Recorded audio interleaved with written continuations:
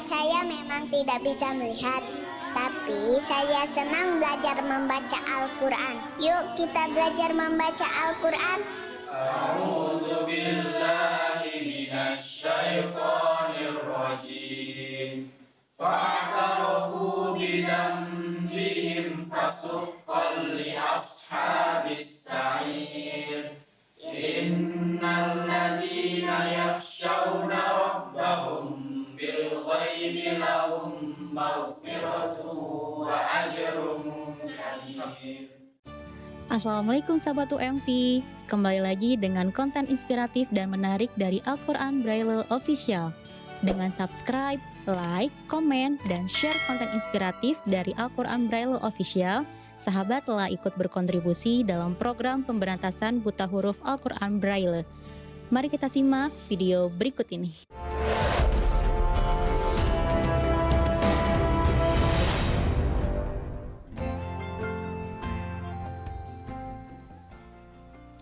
Bismillahirrahmanirrahim. Assalamualaikum warahmatullahi wabarakatuh.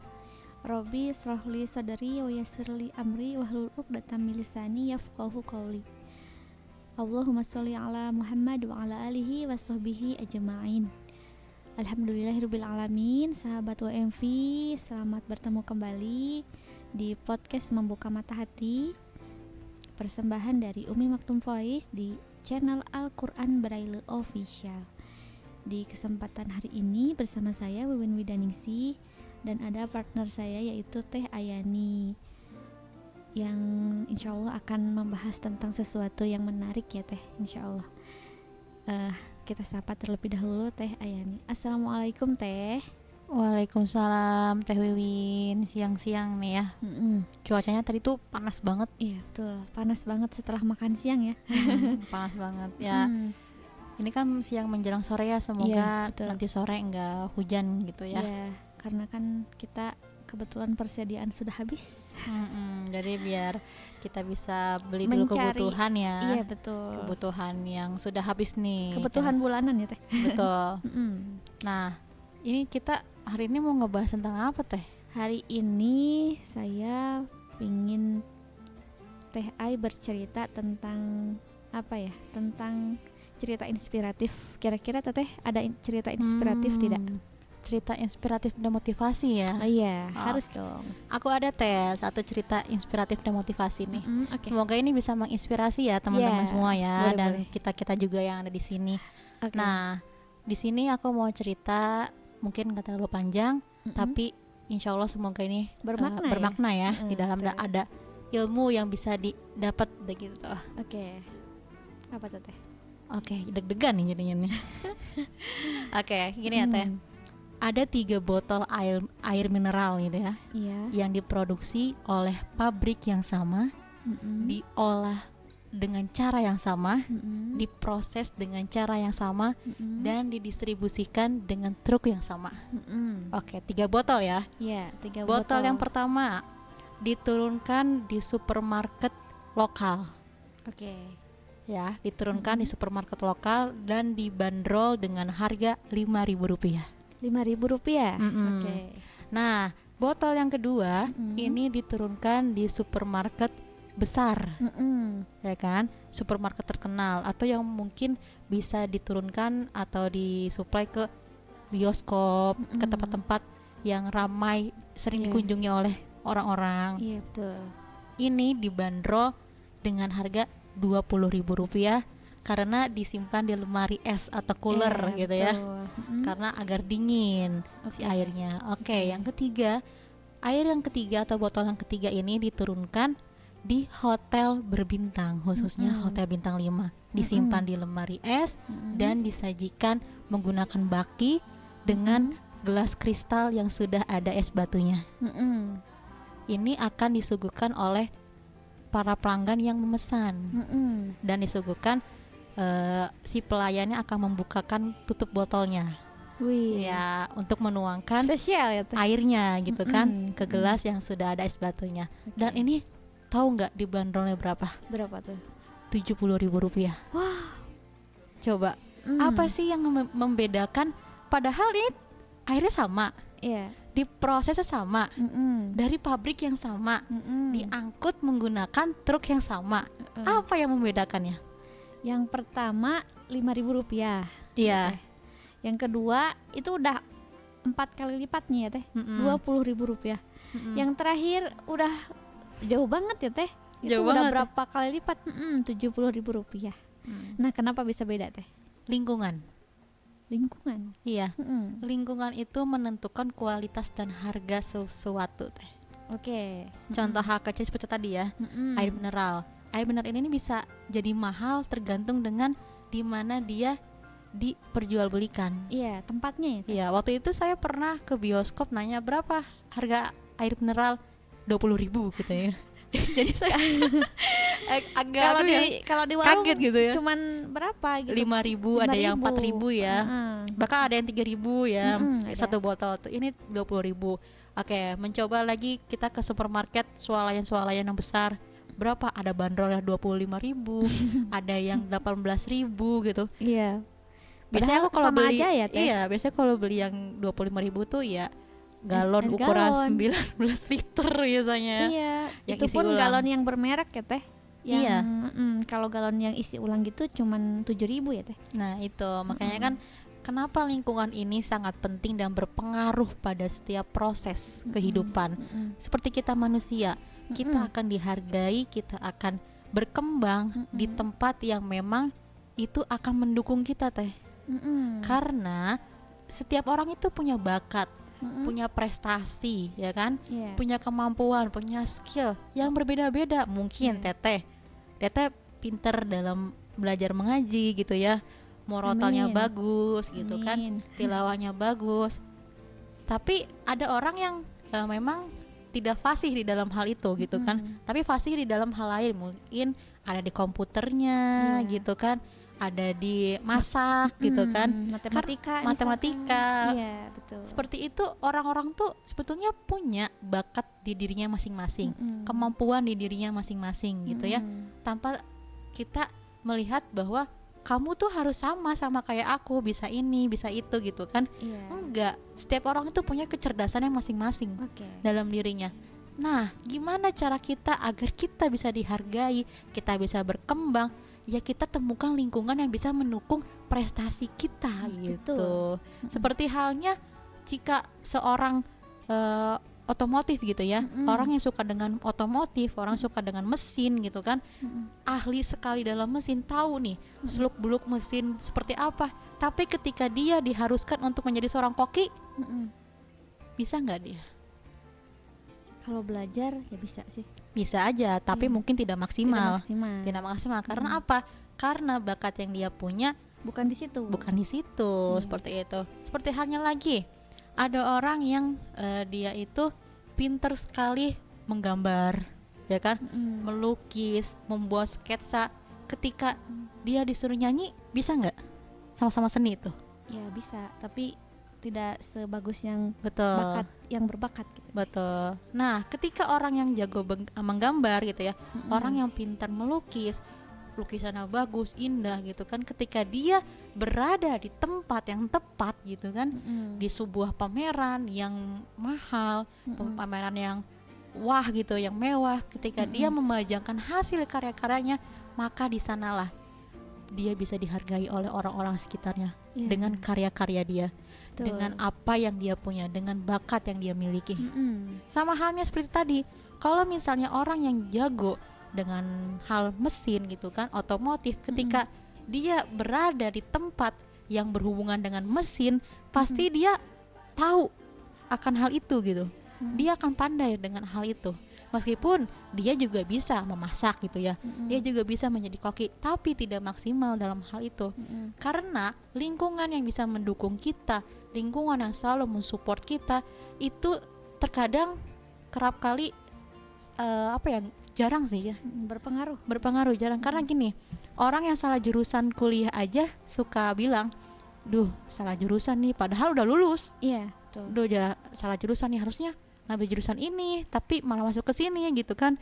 Akhirnya bekerja sesuai dengan jurusannya, tapi dia memiliki bakat yang sebenarnya dia pengen gitu, ngembangin bakat itu, tapi ada faktor yang menekan dia untuk ya udah jalan apa adanya aja seperti itu. Iya betul. Kalau berbicara tentang jurusan nih Teh, kan dulu juga saya pernah merasa salah jurusan gitu kan. Awalnya itu maunya masuk ke PLB, pendidikan luar biasa, tapi karena sesuatu dan lain hal, terutama masalah finansial ya Teh, jadinya masuk ke PAI. Tapi ternyata masuk ke PAI itu sebetulnya memang bidang saya di situ Teh, karena kan udah ada dasar di ngaji juga udah lumayan bisa kan waktu itu. Sedangkan di PLB itu harus semua mata pelajaran bisa gitu Teh, termasuk misalnya fisika, kimia, matematika, dan saya paling menyerah kalau disuruh mengerjakan hal-hal itu gitu ya, matematika, fisika, dan lain-lain yang berhubungan dengan hitung-menghitung lah gitu. Ternyata pas dikira saya masuk tuh salah jurusan kayaknya ternyata tidak gitu. Jadi memang kita tuh harus sesuai dengan bakat yang kita miliki ya Teh gitu. Meskipun mungkin kita bisa belajar sesuatu yang baru, tapi kalau itu bukan bakatnya dan support sistemnya kurang, maka hasilnya tidak akan maksimal ya Teh. Betul, karena bukan hanya Teteh aja nih yang ngerasain hal itu kan. Ketika ngerasa salah jurusan, aku pun sama Teh. Cuman aku bukan ngerasa salah jurusan itu ketika sudah lulus ataupun masih kuliah akhir-akhir gitu, enggak. Aku ngerasa salah jurusan itu ketika aku memilih jurusan itu. Berarti baru mulai dong. Karena hal itu terjadi waktu pas aku tuh pengen banget kuliah gitu ya di salah satu universitas di Kota Bandung. Jurusan komunikasi Teh, ilmu komunikasi, pengen banget gitu kan. Jadi dari mulai lulus SMK itu ada mimpi, pengen banget jurusan komunikasi gitu kan, kuliah di sana gitu. Karena pernah sekali ikut seminar di sana itu bener-bener pola komunikasi itu bagus banget Teh. Jadi materi-materi yang dijelaskan itu wah luar biasa banget. Nah aku tuh mimpi pengen banget kuliah di situ gitu kan. Kita jadi interest ke situ. Iya, interest ke situ. Pengen banget ke situ. Tapi apa daya, ternyata pertama faktor ekonomi tidak mendukung ya. Karena lumayan mahal sih. Ya lumayan mahal jurusan komunikasi. Terus faktor ekonomi yang kurang mendukung. Kedua, lingkungan. Aku waktu itu kebetulan berhubungan kerja itu di lingkungan pendidikan Teh. Otomatis juga aku harus punya yang namanya skill pendidik gitu loh. 4 skill pendidik itu ada pedagogik, ada keterampilan, ada yang lainnya gitu kan. Iya, itu inget pas kuliah. Oh, inget lagi tuh. Iya.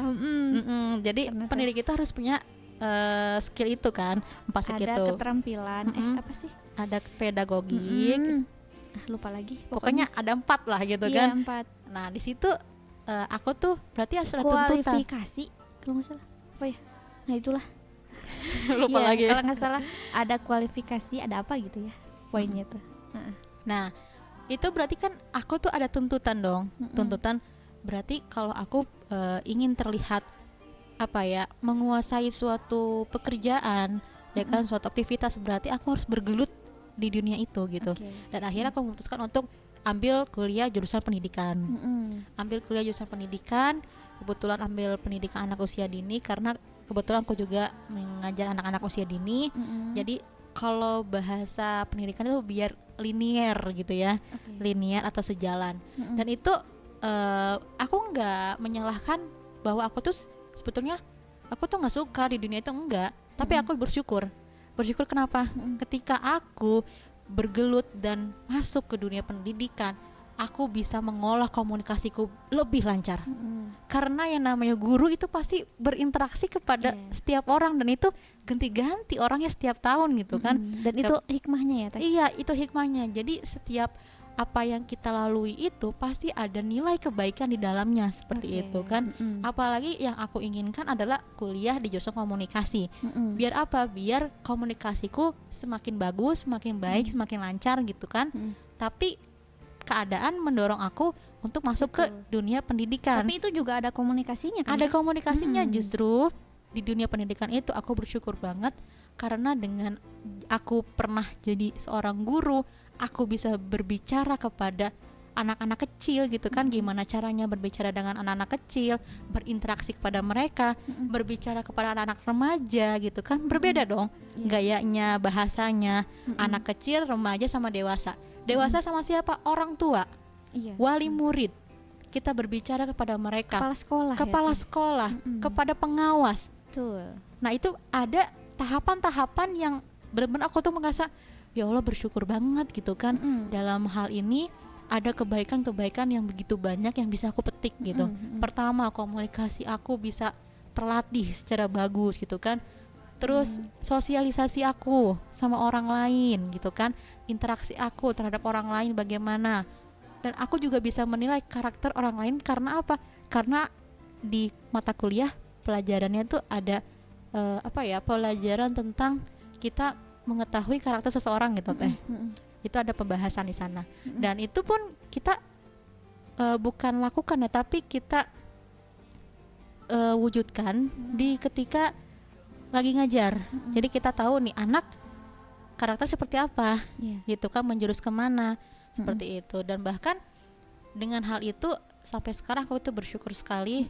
Berarti apa yang sebetulnya apa yang kita merasa salah gitu salah kan, pilih, gitu. salah pilih atau apa, ternyata itu yang terbaik ya, ternyata itu yang terbaik. Dan memang mungkin ada bakat dalam diri aku seperti komunikasi yang ingin sekali aku capai itu, pengen banget gitu kan, pengen banget kayak gini.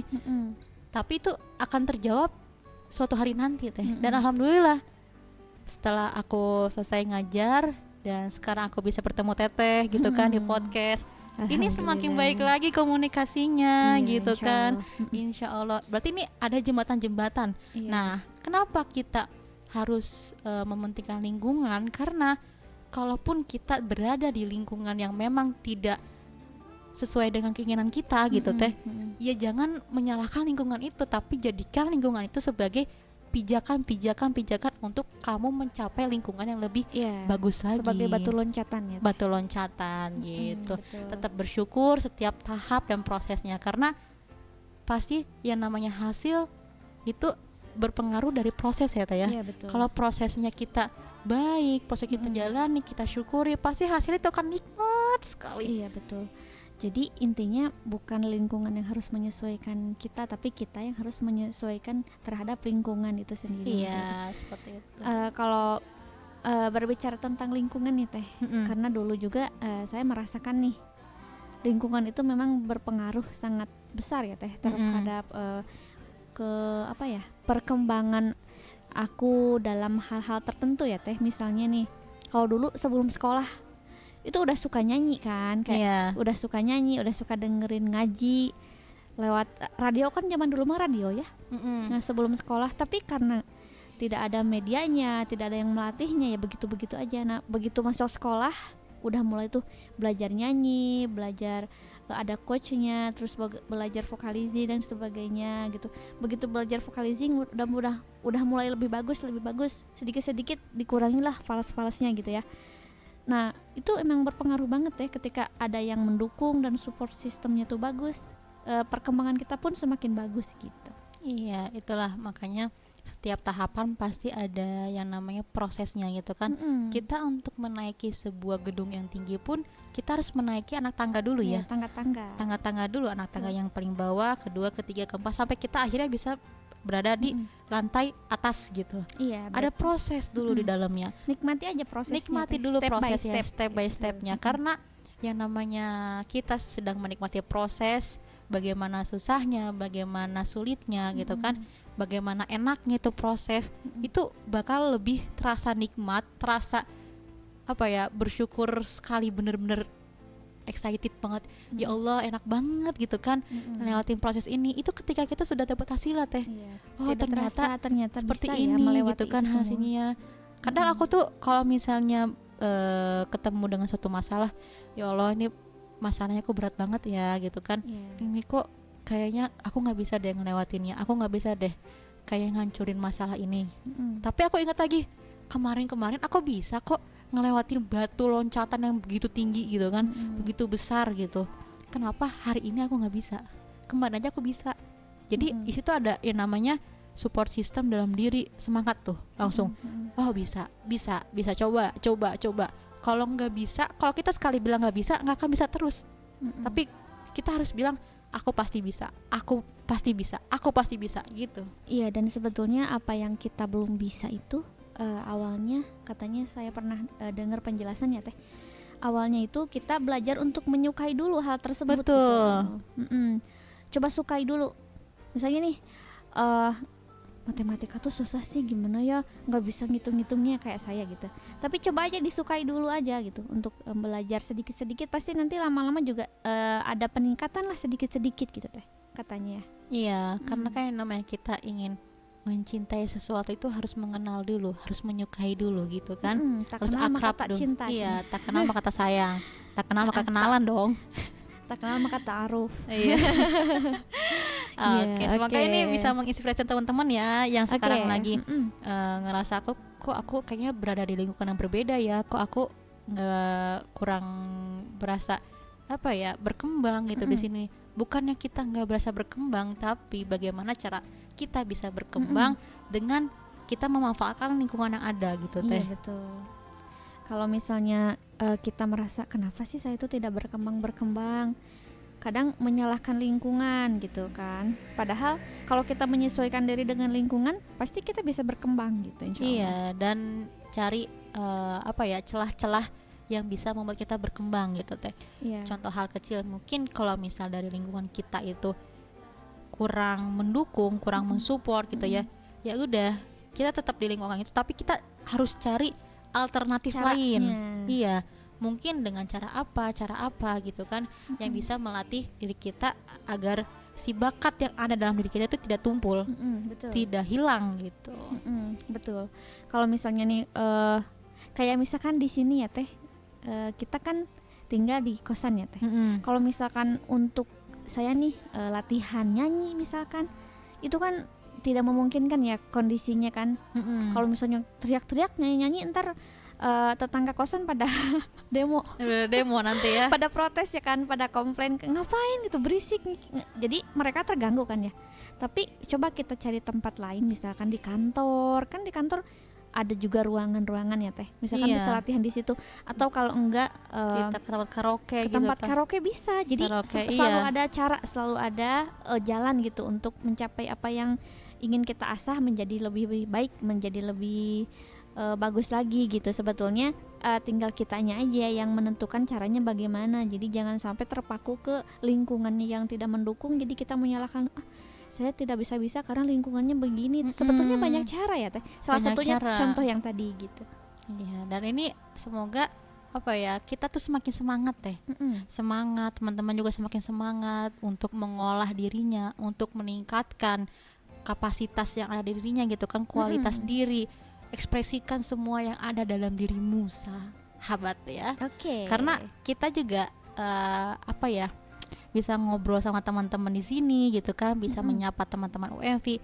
Itu prosesnya kalau mungkin bagi kita itu panjang sekali teh. Panjang. Ada beberapa step by step yang harus kita lewati. Ada beberapa fase yang kita lewati ya teh. Iya, kadang ada bahasa yang kurang enak Harus didengar, diperbaiki. harus diperbaiki, harus diintrospeksi lagi gitu Iya. kan, pokoknya itu semuanya kita lewatin dengan cara ya happy aja, udah nikmatin aja prosesnya. Bagaimana Dinikmati prosesnya, aja. nikmati prosesnya, bersyukur, jangan lupa.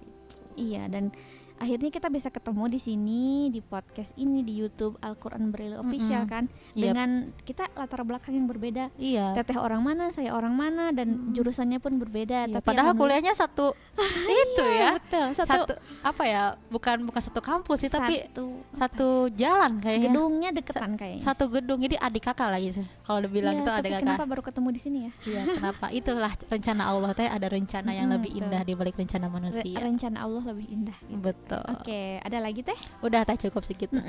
Untuk saat ini podcastnya alhamdulillah sudah selesai, kita akhiri saja ya teh. Insya Allah bertemu lagi di sesi berikutnya.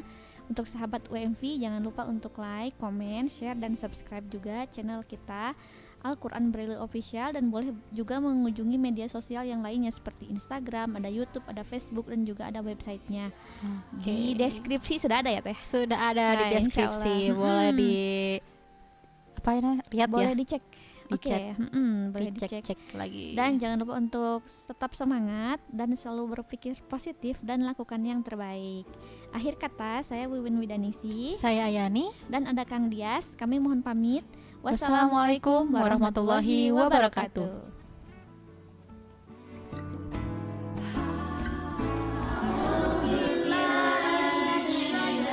Assalamualaikum. Mata saya memang tidak bisa melihat, tapi saya senang belajar membaca Al-Quran. Yuk kita belajar membaca Al-Quran. A'udzu billahi minasy syaithanir rajim.